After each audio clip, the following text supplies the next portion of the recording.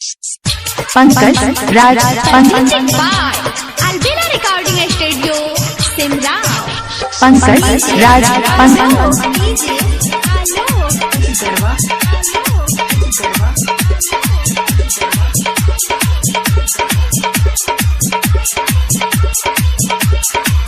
हजन करे छी दोसरा से शादी, हम कैसे के तोरा बिना जीवोगे। हजन करे छी दोसरा से शादी, हम कैसे के तोरा बिना जीवोगे। कहे छियौ सच बतिया, कहे छियौ सच बतिया, तोरा याद में जहर पिहबाओगे। जान कहरे छी दोसरा से शादी, हम कैसे के तोरा बिना जीवोगे।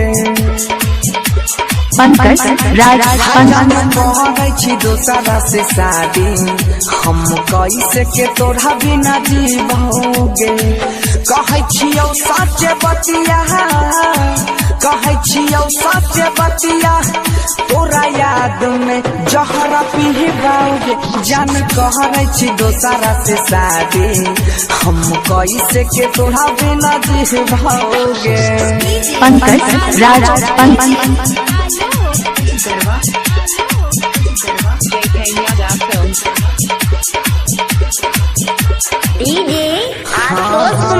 एक साथे पढ़ी रहिए करी हौ प्यार गे। छोरी हमारा बनाई ले दोसरे के भतार गे। पंकज राज साथे पढ़ी रहिए करी हौ प्यार गे। छोरी हमारा बनाई ले दोसरे के भतार गे। फारी के जाय छे करे जा, फारी के जाय छे करे जा, अपना हाथे के नहा के सिहबाओगे।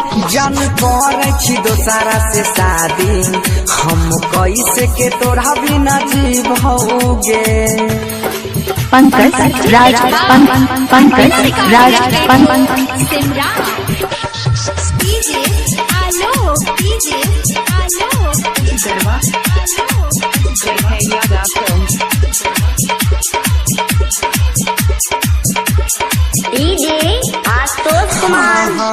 प्यार करई के कैसन देवता बनैला कही दी बाहर गे। तोरे याद में दिलवा हमर रह छै बेकरार गे। गाना किसी का भी हो, नाम पंकज राज का ही चलेगा। प्यार करई के कैसन देवता बनैला कही दी बाहर गे। तोरे याद में दिलवा हमर रह छै बेकरार गे।